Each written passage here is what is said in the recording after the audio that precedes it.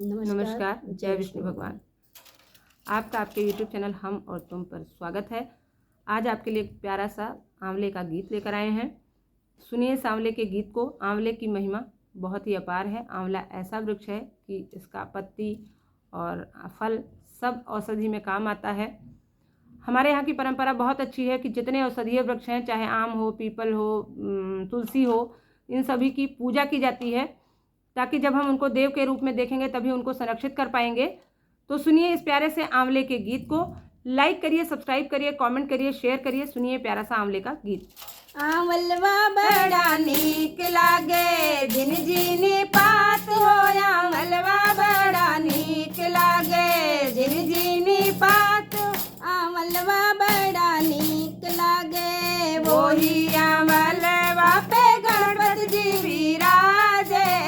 वही आंवलवा पे गणपति जी विराजे। गणपति विराजे रिद्धि सिद्धि के साथ। आंवलवा बड़ा नीक लागे, जिन जिन बात हो। आंवलवा बड़ा नीक लागे, जिन जिन बात हो।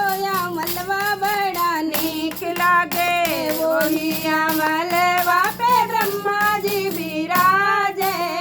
वही आंवलवा पे ब्रह्मा जी विराजे। ब्रह्मा जी विराजे ब्रह्माणी के साथ। आंवलवा बड़ा नीक लागे, झिन झिनी पात हो।